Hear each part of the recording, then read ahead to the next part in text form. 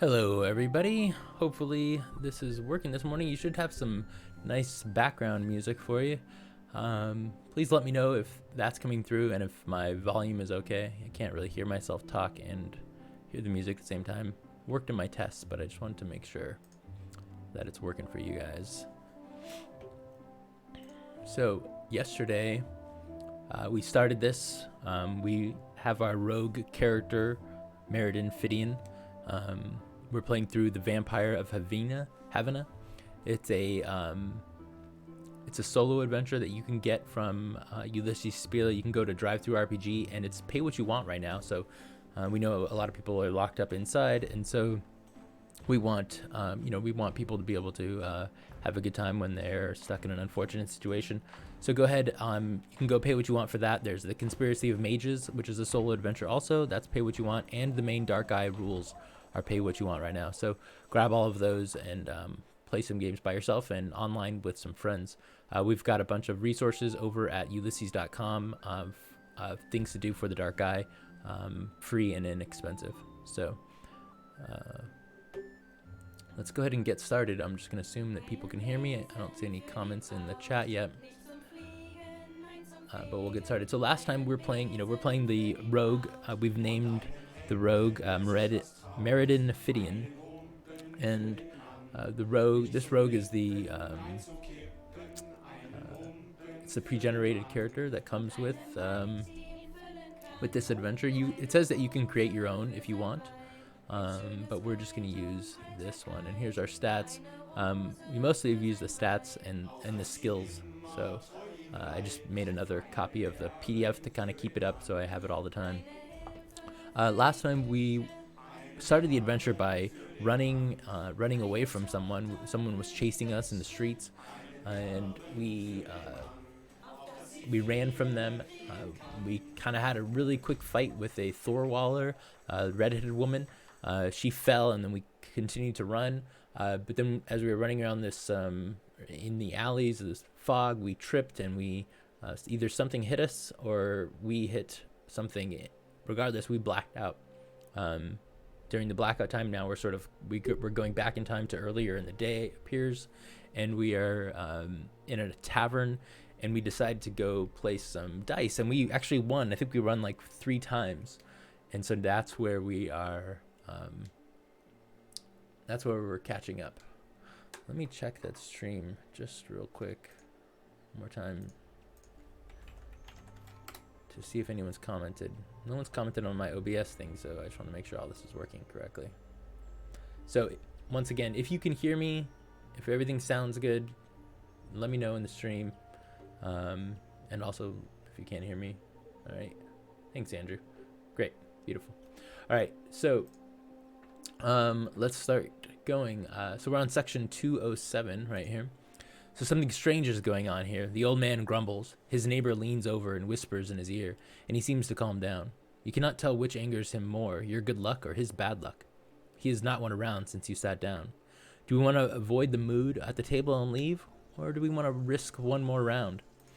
So let me know in the chat if we want to just get up and leave, or do we want to try to roll the dice again? So you should be hearing some sound in the background as well. That is the Warring Kingdoms soundtrack, which you can also get on Ulysses or Drive-Thru RPG. All right, Planar Crossroads is saying we should get out of here. We don't want to push our luck. We won. I think we won 19 silver dollars. No, we ended up with 19 silver dollars in total. So we've run like 15. The title of the stream is still Fading Suns. Okay, let me go back to Twitch and switch that. Thank you, Andrew. I'm not sure why that didn't get changed.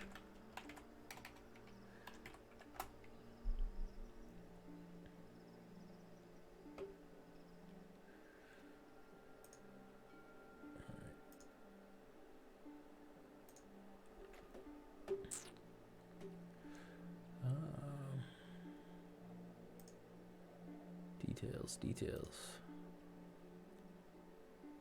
I don't know why this didn't get changed. There's I'm still pretty new with OBS, and there's a little pop-up that says that I changed the name.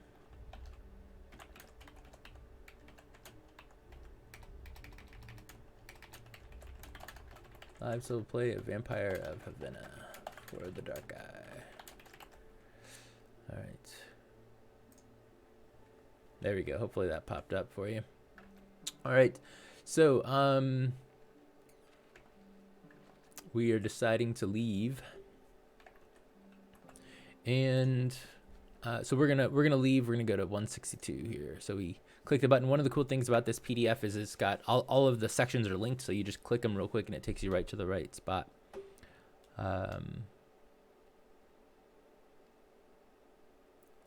what is it? 162. The guards are busy talking with somebody, so you retreat to the empty table in the corner. Now we go to 48. You're barely seated when a large figure appears in front of you, a tankard in each hand. "Is this seat taken, my friend?" he asks in a pleasantly warm voice. "May I sit down?" Without waiting for your answer, the man sets the tankard on the table, pulls the chair back, and sits down. He removes his hood to reveal the bare head of a man of 50 years. His crooked nose has been broken more than once, and he is too large for his narrow face. But the dark eyes under his bushy brows look both warm and intelligent. His clean teeth and trim Emperorito beard indicate that he is wealthy, and his prominent chin suits a man of high social standing. You note his expensive leather gloves as he removes them and sets them on the table. Traces of wax adhere to his signet ring. "Listen, young friend," he says in a low voice. "A precious cargo that is mine by rights is lying around somewhere in a warehouse, but it can be retrieved or sold only by the person with the freight documents. If you own the documents, you own the cargo." The trader pauses as if to make sure that you understand. You nod and he continues. "I bought the cargo and I had the papers." "Had?" you ask. "Had," he confirms. Sadness, anger, and determination show in his expression. "The freight documents were stolen. A bold yet successful event, unfortunately. An employee of a rival threatened me with a dagger in the open street and made off with the papers." "Why don't you go to the city guard?" you ask. "What help could I provide that the guards could not?" Rogobald smiles contentedly. "You are a truly clever person. Given the boldness of the theft, people would view my accusation as an awkward attempt to denounce my rival, who commands great respect. Cloak and dagger games come with the territory. Even if everybody knew about the theft, nobody would ever admit it. A man like me must be able to solve problems like this without calling for the guards." "And that's where I come in," you muse. He nods. "You are right, my friend. It is said that you are skillful and smart, daring and determined, and ready to act for the right price."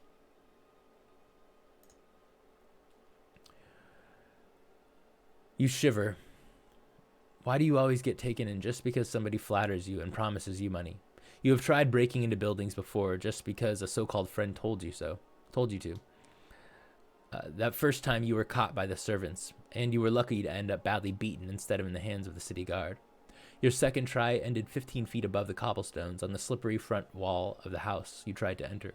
You screamed as you slipped and fell, and the heap of straw that you landed in kept you well hidden from the inhabitants that woke up to investigate the disturbance. You made it out of that one with only a broken leg.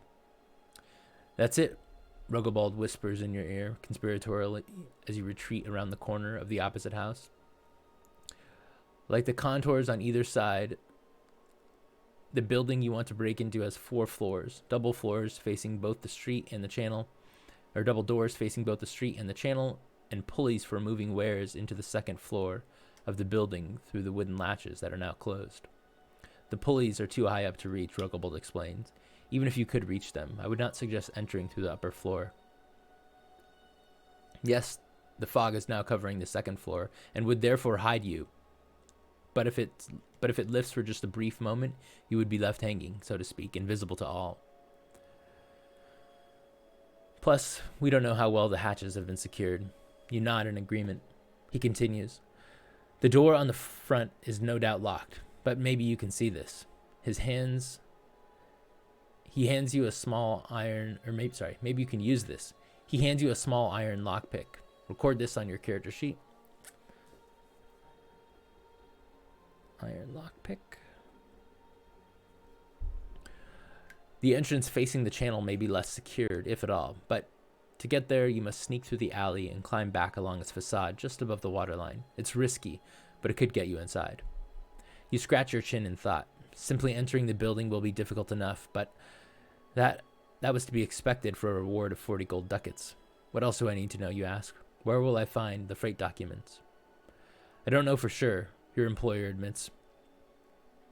I believe that the building is a typical Havenan contour.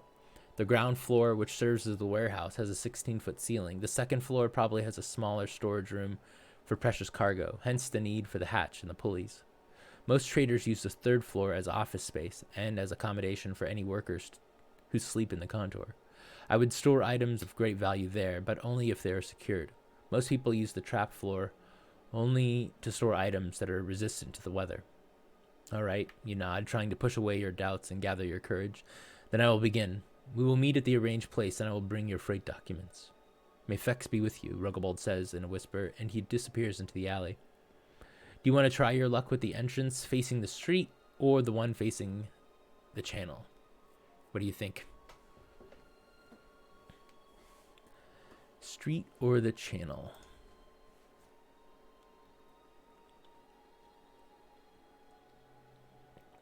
All right, Planar Crossroads is the channel. Let's check it out. The alley to the right of the contour is narrow, less than 6 feet wide, and almost completely dark. You wait a moment for your eyes to grow accustomed to the meager light filtering in through the street. Finally, quietly and carefully, you sneak through the restrictive alley until you reach the quay wall that separates the alley from the intersecting channel. At this point, you must start climbing. Make a climbing walls check with a penalty of 2 due to the lack of handholds and the slippery wall. All right, so we're going to switch over here. We're going to do a climbing check, which is courage, agility, and strength. Courage, agility, and strength. And I've got 3 dice that are colored, so that we're going to match it up here. So we're -2. So our courage, agility, strength, climbing is, so our base is 10, 15, and 10. So we're going to be at 8, 13, and 8. So here we go. All right. We got 4, which succeeds. Then we got 2, which succeeds, and 15, which fails by 7. Our climbing is only 6. Oh, so we fail. Uh-oh. All right, so we fail. We turn to 157. Even though there aren't as many good handholds, you manage to climb the front of the neighboring buildings quite quickly. You hold your breath as a boat drifts out of the fog, but the gray mist and darkness keep you from being discovered. You exhale slowly, jump gracefully to a narrow jetty in front of the building, and then slip on the wet wood. With a groan, you smash down onto the planks. You wait to see if there's any reaction, but your fall seems to have gone unnoticed.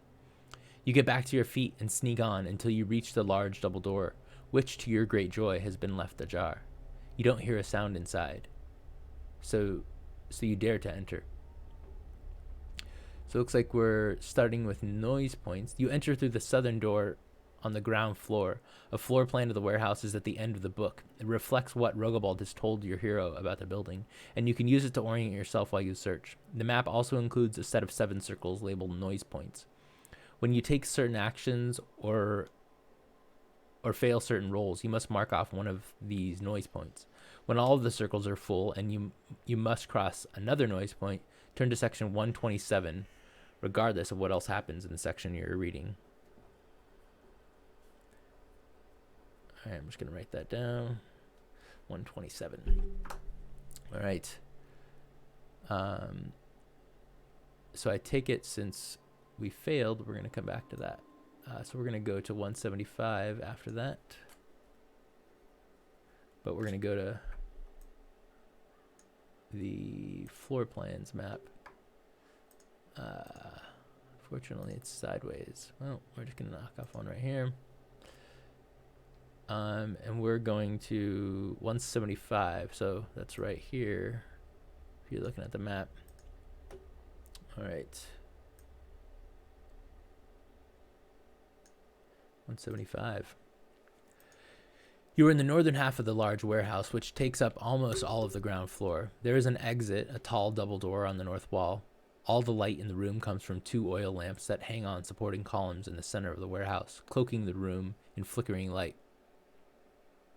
Oh wait, someone said, I thought the 2 penalty came of your TAW. I'm not sure what that means. What's TAW?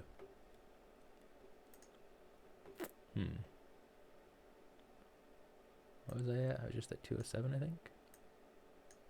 Skill point total. Is that what it is? Am I doing that wrong? I thought it was from each of your skills.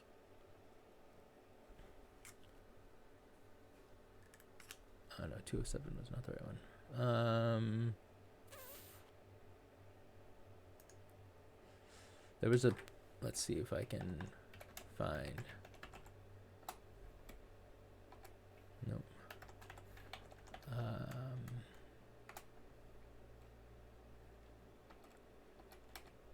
Skill checks with penalties. So all skill checks with penalties work almost like an unmodified skill check. The only difference is that the penalty decreases the effective value of all 3 attributes for the duration of the check. So I think I had it right there. If not, let me know, but I'm pretty sure I'm doing that right.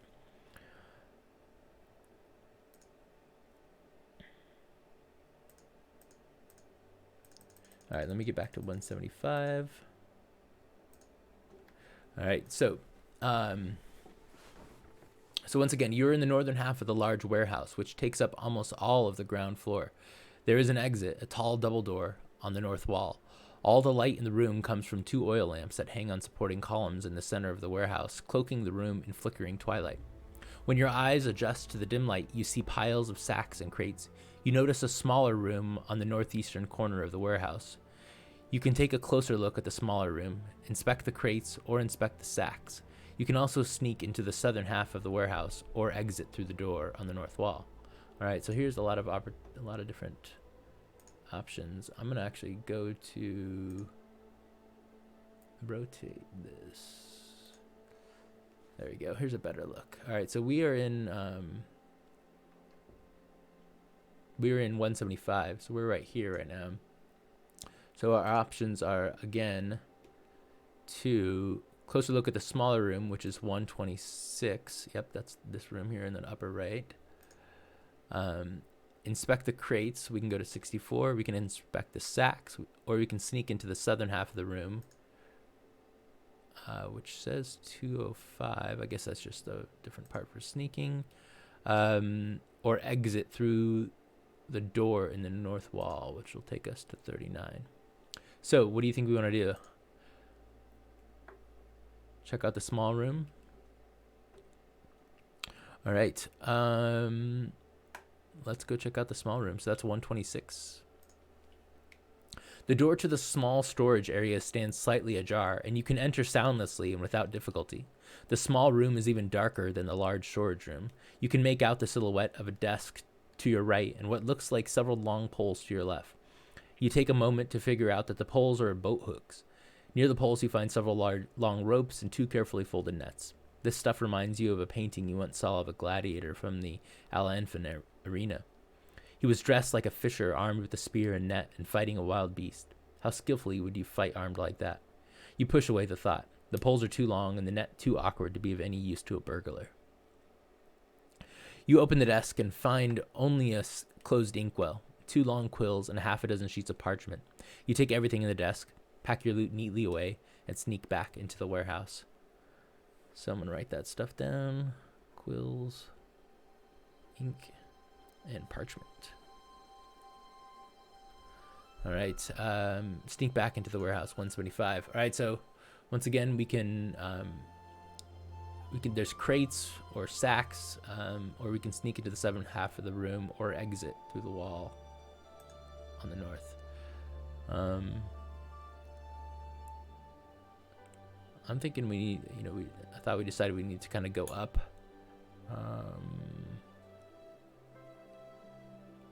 So, yeah, I mean, there's nothing here, and I don't know if we really need to spend time looking for, spend time that we can make more noise. So I'm going to say we kind of go into the southern part of the room. What do you think? Which would be 205. All right, let's do that. You sneak quietly into the southern half of the warehouse. Make an intuition check. If you succeed, turn to section 80. If you fail, turn to 152. All right.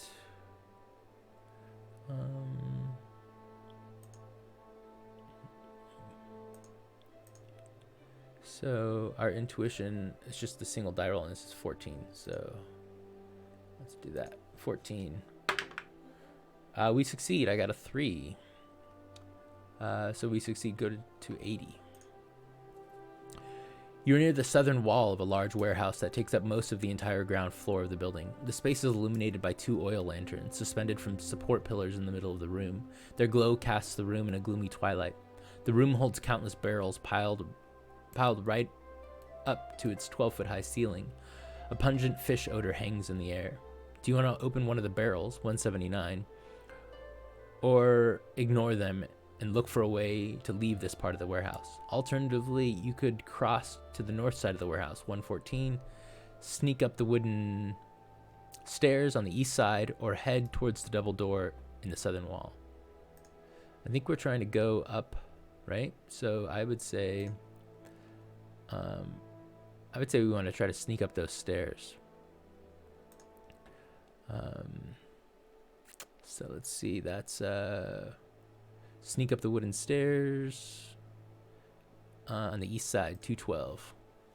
All right, the wooden stairs are made out of broad planks nailed to a simple wooden frame. You believe they are sturdy enough to carry heavy loads, though not without creaking.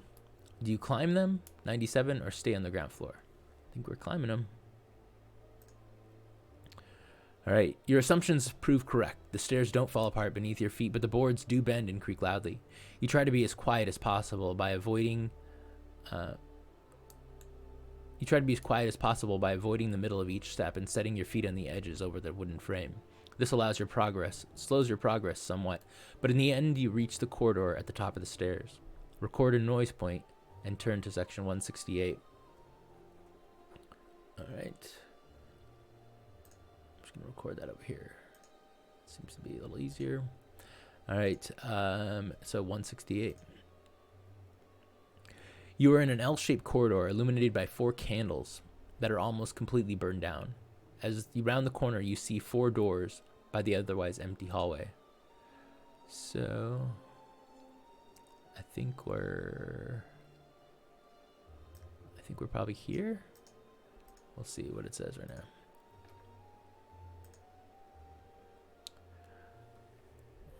The doors lead to the northwest, 133, northeast, 55, southwest, 196.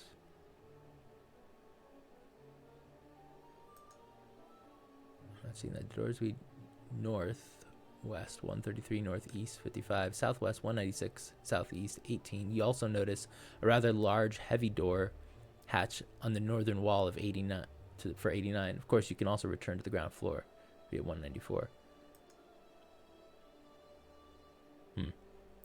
Not really seeing those numbers match up with the map. So 133, 55, 196. There's 155. Is that it? No, 133 and 55. Am I blind here? I don't see any of what they're talking about on these numbers. Oh, let's just see. I mean, I think we're coming up here. Oh, there's one. No, that's 155. It said 133. Doors to the northwest, 133 and 55.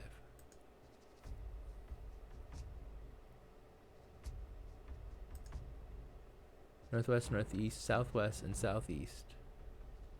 And a heavy wooden hatch on the northern wall.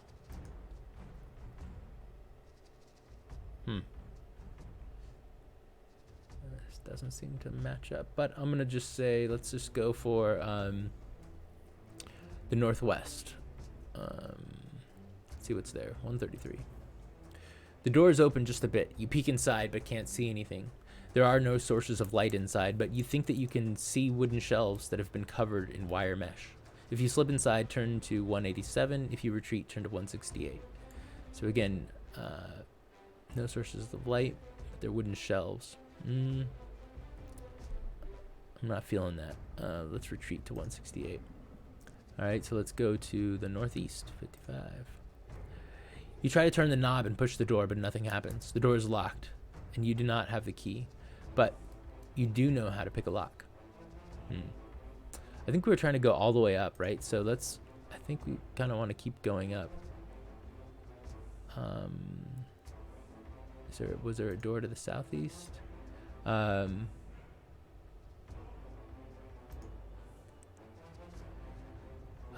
You also notice a rather large, heavy wooden latch on the northern wall.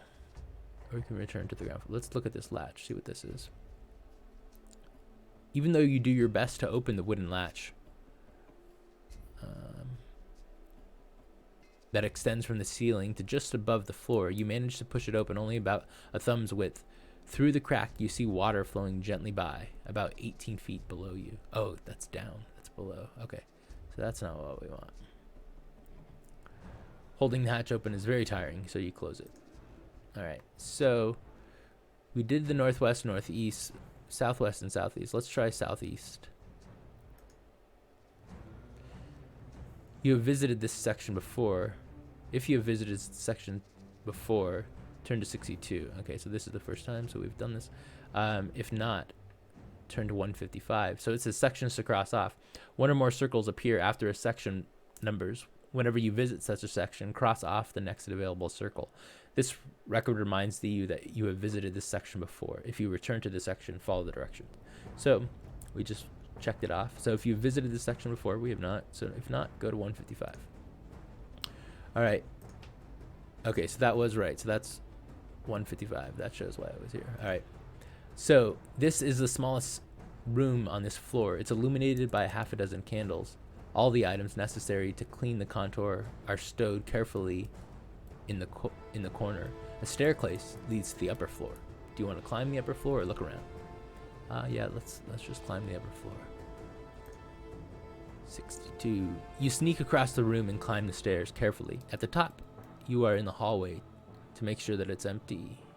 At the top, you stare into the hallway to make sure that it's empty. Hello, Princess Ashenstern. Welcome. So let's see. I just distracted. There we go. The second floor corridor is empty, but the rooms are filled with life. You hear muffled voices and see weak light coming through all the doors but one on the northeast side. You must remember to be very careful. So we're on this level. We're on, looks like we're on this level now. And I think we want to go up again. So let's see what we can do if we go all the way to the top.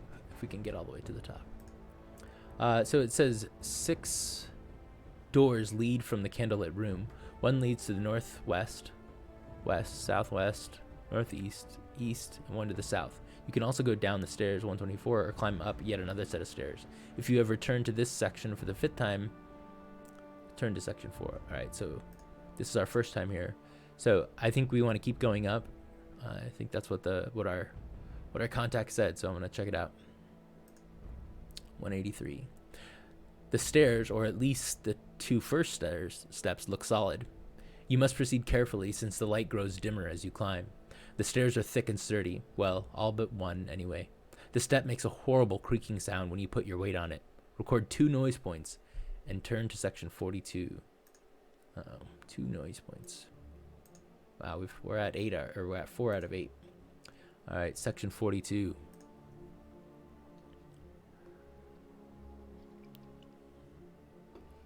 It seems to take half an eternity for your eyes to adjust to the dark on the first level.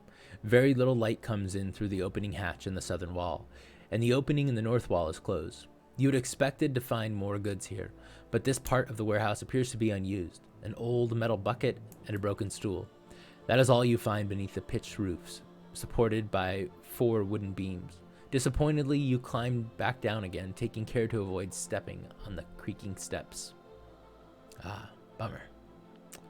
All right, back to 100. So this is our second time here. Let's go look at the map. So we're here. There wasn't much at 42, so this is everything. So I guess we're gonna have to search these rooms real carefully. I mean, 95 looks like the biggest room, so that might be the one we want to check out. So that would be south or southwest, probably. Let's see. There's northwest, west, southwest, northeast, east, and south. Yeah, so I think 163. Let's try that one. 163. You study the door curiously. It's not much different from the others, but the doorknob and lock are of higher quality.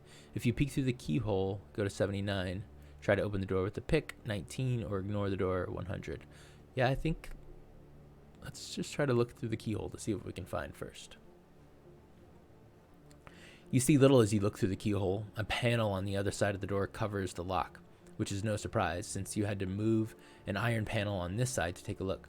Looking at the lock is much more interesting than looking through it. The lock is exquisite. Its material is especially robust, and the craftsmanship is unequaled. You are impressed by the mechanism, even though it is simple and the lock seems easy to pick. If you have a pick, you can try to open the lock. You can also ignore the door. All right, we have a pick, so let's go ahead and try to pick this lock. You nervously wipe your brow, dry your sweaty hands on your shirt, and carefully insert the pick into the lock. Make a check using pick locks. Intuition, dex, and dex with a penalty of 2. All right, so we're on 19 right now. All right, so we're gonna come over here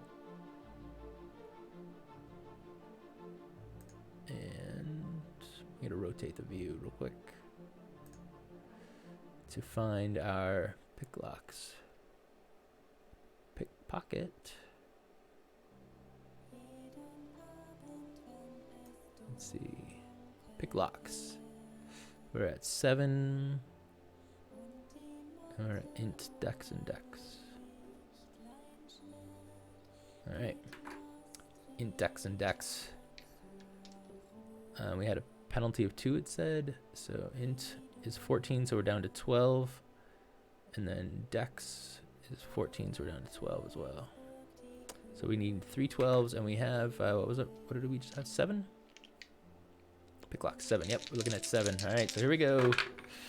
So we got a 1, which is great. We got a 15, which is not great, and a 13, which is not great. So 15 is -3, and 13 is -1. So that's a total of 4 skill points we need to spend. We have 7, so we make it. Yay. All right. So we make that roll. Let me get this back to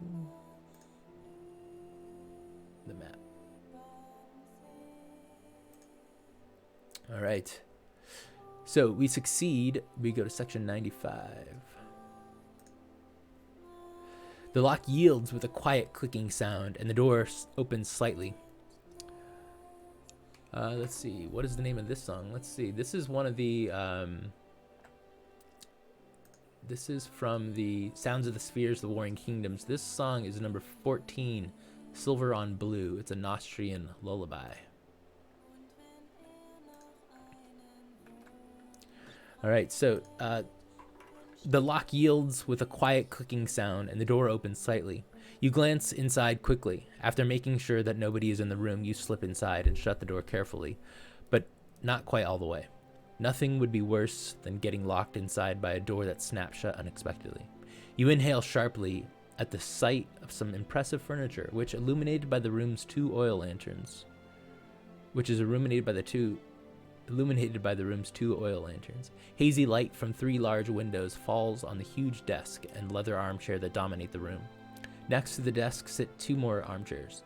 Several shelves stand between the countless paintings on the walls. A giant wardrobe stands in a niche next to the door. The fur of an imposing stag covers the floor, and its antlers fill the space above the door. You begin to search the room eagerly. We're going to 66. All right, it's our first time here, so we'll check that off. If you're visiting this section for the fourth time, turn to section 30. If not, you decide what we wish to examine. Do we want to look at the desk, the armchair, the shelves, the paintings, the fur, or the antlers? I'm going to say the desk the first time because that's usually what we want to look at. 198. Anybody not sitting in this desk would find its size intimidating. The painstaking organization of the stationery, tinder boxes, sealing wax, and dripping pans suggest a very tidy owner who abhors chaos. Whoever works here is disciplined and reliable, impeccable attributes for an honorable leader, an impression that seems to have been cultivated deliberately. You nod to yourself and turn to examine the drawers in the desk. Some are no doubt locked. Others could hide secret compartments or hidden traps. Do we want to search the drawers or search somewhere else? What do you think, chat? Search the drawers or search somewhere else?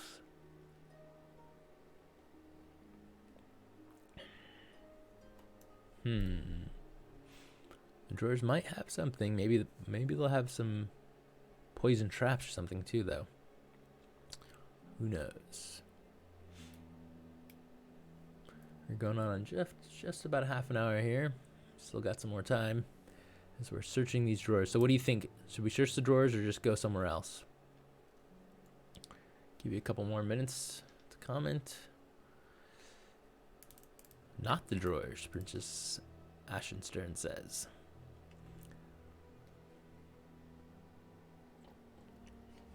All right, so let's go search somewhere else then. All right, 66, we're back here. So there's the armchair, the shelves, the paintings, the fur, or the antlers. What do we want to do now? The armchair, the shelves, the painting, the fur, or the antlers. This is what we're looking at here. The painting. All right, let's check out the paintings. All right. The contour's owner seems to like paintings of every kind, small and large, narrow and almost square, simply and lavishly framed, and complex and wild, and showing landscapes and people from both real and mythical places. You see images of the icy wasteland of the north and the snow-covered forests of the Bornland, the wild reaches of the green plains, the edges of the stone oak forest, the rough coast of Thorwall, the imperial city of Gareth, the jungles of wild Maraskan, the stinking streets of Al-Anfa and the rolling dunes of the Qom Desert. You especially notice a giant painting showing a thin man of around 60 and a little girl of perhaps age 10 at most. The merchant stands straight and dignified, even though his neck looks a little narrow for his high, sloping forehead and prominent chin. His white beard is carefully clipped, his thin hair cropped short. Authority and open-mindedness shine from his blue eyes, all four of them. He wears glasses. The girl has the same eyes with the same expression. Her skin is pale and her tender face is framed by golden locks, but she looks too serious to be happy. Disturbingly, the girl wears a broad iron ring around her neck that might explain the look in her face. You are sure that there must be more beautiful portraits. You notice that the painting hangs just a little bit askew. Do you straighten it or leave it as it is? We want to straighten it? Do we need to straighten it? Do we have a little OCD? You just got to fix it? Or do we leave it? What do you think? I kind of feel straightening it, but if you feel different, let me know. Yes, please. All right. So let's straighten it. All right, you try rotating the painting slowly, but you cannot move it as easily as you would have thought. You lift the frame slightly and look behind it to see a metal wheel on a metal plate hidden behind the portrait. You remove the painting from the wall carefully and turn to study the mechanism that seems to affix the plate to the wall. You would never leave precious documents just laying around. You would hide them or at least lock them up to keep them safe from thieves. This looks like it might be a place to do just that. But unfortunately, the mechanism looks too complicated for you. Maybe if you try spinning the wheel a bit. All right, we're going to section 30.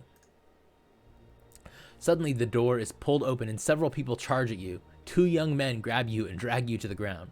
For a moment, you cannot decide what to do. Block a punch or stop your fall. So a fist hits your chin and your head smacks against the door. It's a mercy that you black out before you feel any pain. Man, this is our second time blacking out. All All right, 49. Let's see. Your head is throbbing. You have tried 3 times to break into houses, and 3 times you have failed. But tonight is a new low point in your career as a burglar. Houses just don't suit you. You are a child of the street, a vagabond, a rogue. In the streets, you're nobody's fool. But when you try to move around in somebody else's house, you sigh quietly, and the man stops pacing for a moment. He looks at you disparagingly, giving you an opportunity to size him up. He's at least 60. His hair is gray and sparse, and his beard is trimmed so as to emphasize his distinctive chin and divert attention from his high brow. Unlike the image in the large painting behind him, the traitor does not look especially commanding, nor does he possess an air of an unflappability. He looks around nervously with fearful glances, and he tugs at his hat while he paces as if trying to clear his mind. He takes a deep breath and suddenly seems transformed. He starts to speak with more authority. It's not safe here anymore. Not now. Myrna and I are leaving. One of the 2 servants in the room interrupts him hesitantly, hopping nervously from one foot to the other. Master Tagkramer, are you sure it's not safe here? The traitor pauses, and you cringe in sympathy. You can see the storm brewing in his eyes. The red-headed Thorwaller woman leans casually against the door and shows almost no interest in the conversation. Instead, she stares blankly at a kitschy painting of an idyllic summer landscape in the lush grass, burbling waterfalls, and 2 white horses. The painting's subject, an elf who is reclining on the back of one of the horses, wears an innocent expression and seems to be gazing at the painter with longing. It grabs your attention. Faraway lands.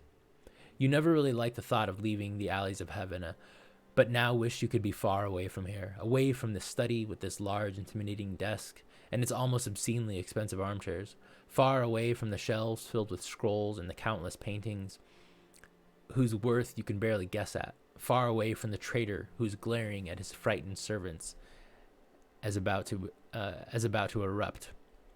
Compared with these pitiful fellows, you feel almost relaxed, maybe because you know that you are not the target of the traitor's rage, not for the moment at least, as it will most likely start with the poor fellow who dared to interrupt his master. Surprisingly, the expecting scolding does not take place. Instead of screaming at the boy, the traitor takes a deep breath, calms himself, and pats the boy's shoulder. The traitor says, "Maybe you were right," but he does not get any further, as utter chaos breaks out. We're going to 125. A rock crashes through the cozy study's precious glass windows, and shattering shards of glass rain down onto the floor. A second stone, wrapped in a burning cloth, breaks through a different window. It misses everyone by a wide margin, but flames catch and start to spread across the floor, posing a great danger, not just to the countless documents in the study, but to the whole contour. The red-haired woman rushes past you to stamp out the fire. The traitor begins roaring commands. "You," he yells, pointing at one servant, "get Myrna from her room. I will take her to my city villa." He points at the other man and yells, "You, guard our guest. When you have extinguished the fire, watch for further attacks and cover our retreat." The traitor then hurries out of the room, shouting, "And protect the contour," over his shoulder as he goes. 2 of the 4 possible opponents have left the room. The red-haired woman is busy putting out the last of the flames, and the remaining servant eyes you uncertainly. This is your chance to get away. Charging to the stairway seems like a bad idea, as you would have to get past the guard, and then you might run into the merchant, or the other, much stronger-looking servant. Escaping through the small wooden broken window this high above the ground is not without risks, but it's the only other exit, and you're pretty wiry after all. Without further thought, you take 3 long strides and hurl yourself through the empty window frame. Make a body control, jumping, agility strength check with a penalty of 1. All right, let's go see what we got for body control. All right, body control. So we've got a 7. And we're at agility con. So we would be at 15, 15, 12. But we're going to be at 14, 14, 11. And our body control is 7. All right, so let's see what we get here. Uh-oh. All right, I got 311.7, so I think we're good to go. 311.7. Yeah, so we make all 3 of those. Don't even have to use our skill points. We just make it. All right, let me switch back to here in case we're going to need this. Rotate our view again. All right, so we succeeded. If you succeed, go to 174.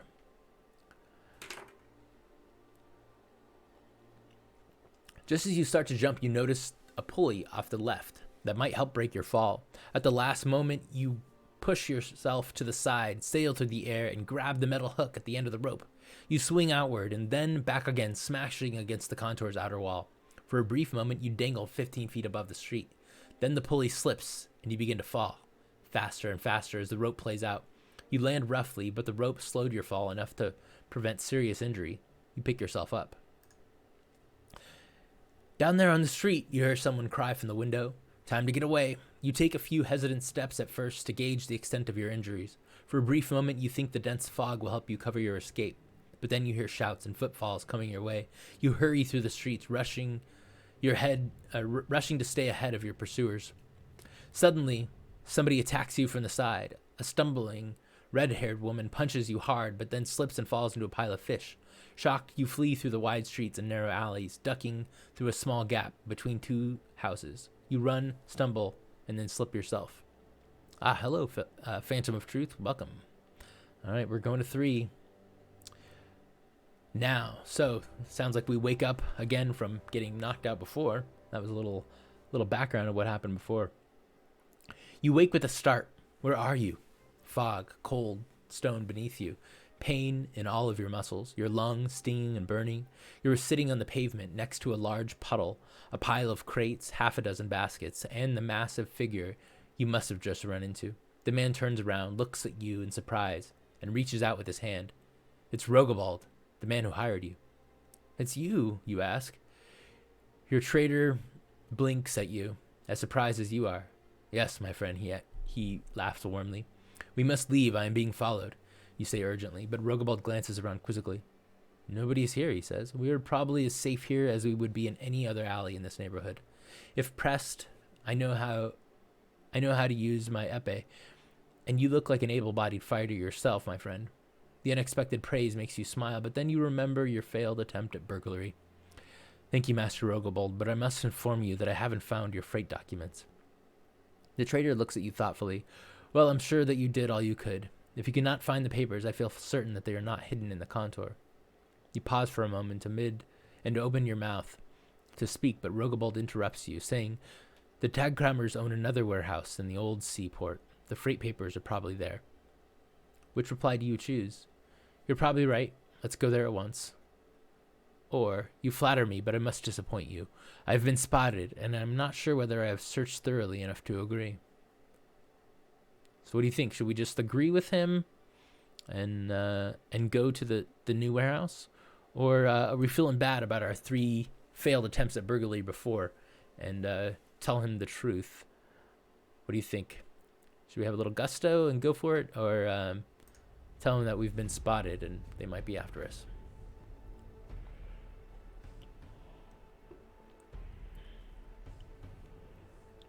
What do you think? We got about 10 more minutes.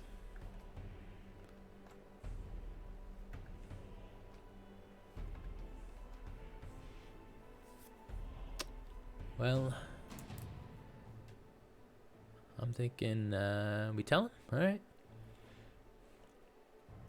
So we tell him that we must disappoint you, but I've been spotted, and I'm not sure whether I've searched thoroughly enough to agree.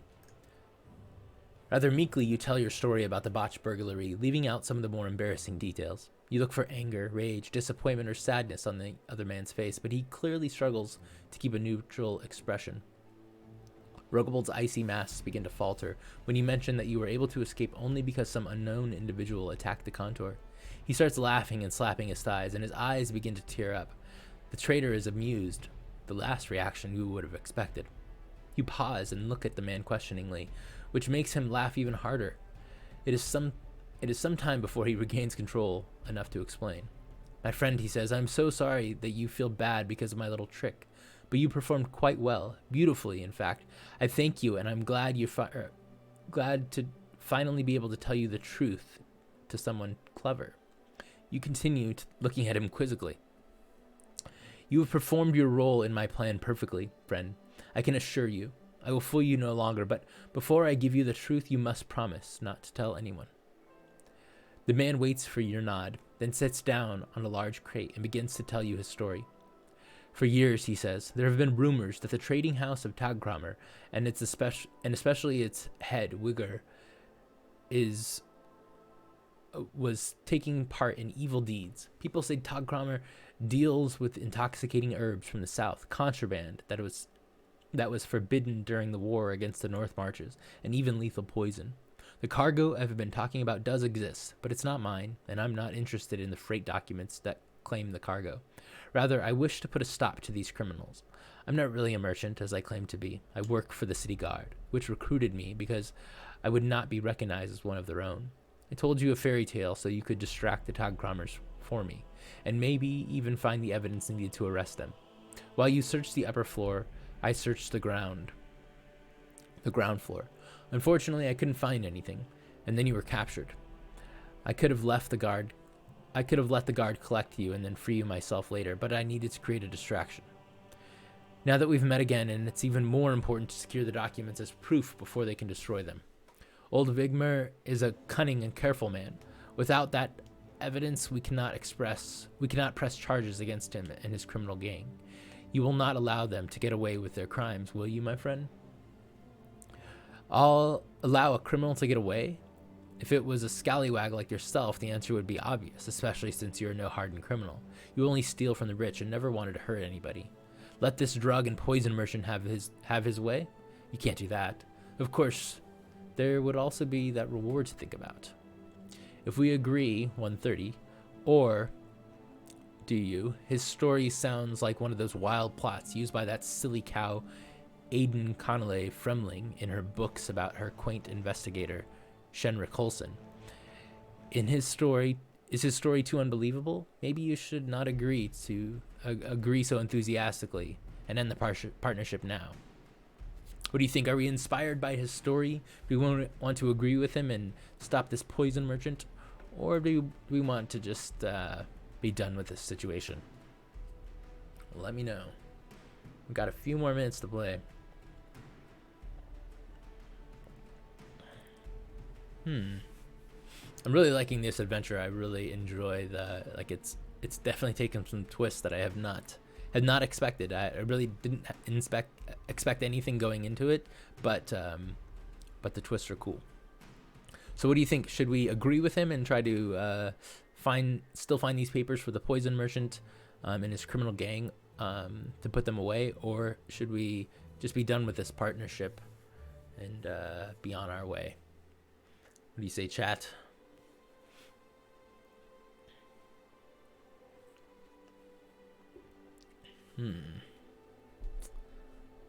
What do you think? I'm kind of leaning towards going with him and give us something to do. We don't really have anything else to do either. All right, just a few more seconds here, and then I want to go and decide. I think we're gonna agree with him. All right, here we go. We're agreeing. We're going to 130. Well, friend, he says, we must make a decision and act quickly since criminals have been warned.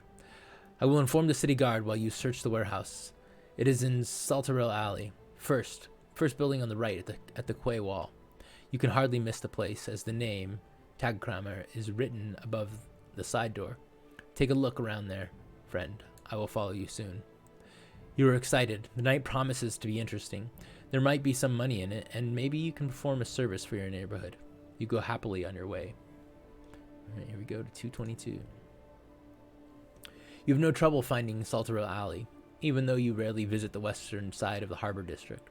The small buildings in the neighborhood, a large fishing village nestled within Havena, are shabbier than the grand multi-storied homes on the eastern side of the harbor district. Certainly, its inhabitants, mostly fishing families and day laborers, are far less wealthy. That is why you rarely come here. There is more promising loot to be had in the other parts of town.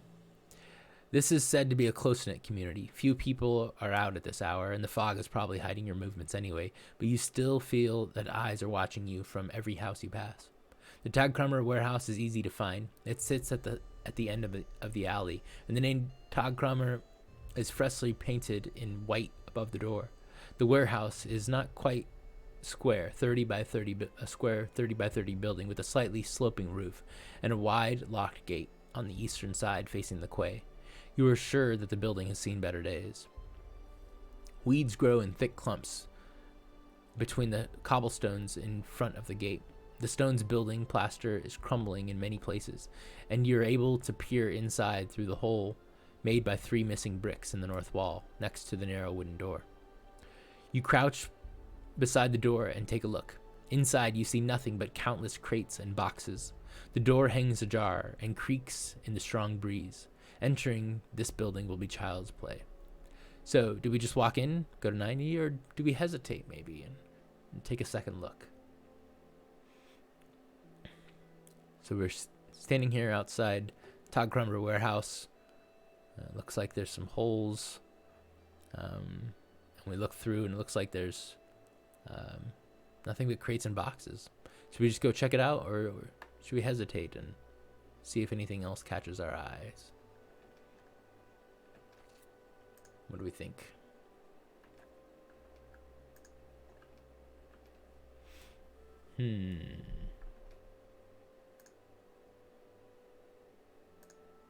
Anyone in chat? All right. I think I'm feeling a little bit hesitant. Although if we wait outside, somebody might see us that's hanging out outside. But if we just walk in, if there's anyone in there, they might see us as well. And we are dealing possibly with some criminals, so let's hesitate. Let's take a look. Time might be running short, but you should not rush things. You could hide behind a bush on the other side of the street and keep an eye on the house, 116. Or if you think hiding is just a big waste of time, decide whether you should enter the building, 90, or abandon your plan. So now we have a place to hide if we want to keep an eye on the house. Let's go take a look. We're going in. The door is almost insulting. The open door is almost insulting. A 7-year-old could break into this warehouse. Next to the entrance, you find a full oil lantern standing on a table, along with a flint and tinder, almost as if someone placed it here for you. You make a spark and light the lamp quickly. Close the lantern and adjust the lens to illuminate a narrow area in front of you. This burglary is proving less than interesting. Your first 3 attempts at burglary failed horribly.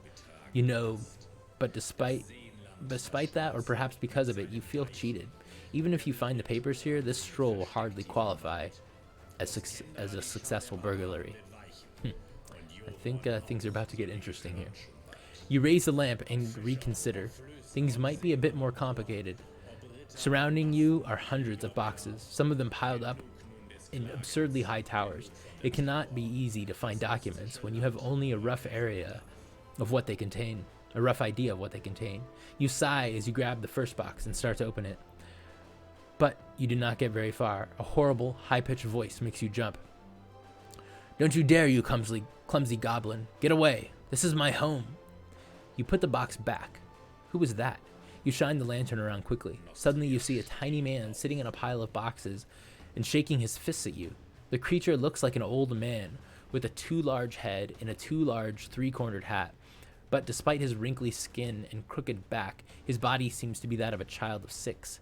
His skin shimmers in disconcerting pastel hues of green and blue, and he wears red and white striped pants and a dark blue oil coat. Do you calm him down to a 4, or do you become angry? I think that is where we were going to call it today. This is a good spot. It's just about noon, my time, and we've been playing for about an hour yet. So let's stop it here. We are on section 90 in the Vampire of Havena solo play. Thanks for coming and watching me play and interacting as well, and helping make some decisions. So the next game is going to be on Monday at same time, 11 a.m. Pacific time, So we'll see you on Monday. And if you want to play this yourself and maybe play it before I finish up, go ahead and go get it. You can get it on DriveThruRPG. It's pay what you want right now, along with the Conspiracy of Mages solo adventure and the Dark Eye main core book. You can also go to ulysses.com, and there's a stay-at-home blog post that talks about a bunch of things that are free or inexpensive for the Dark Eye, so you can play at home with your friends or by yourself if you're stuck inside like a lot of us. So we will see you on Monday. Thanks for coming out. Bye bye.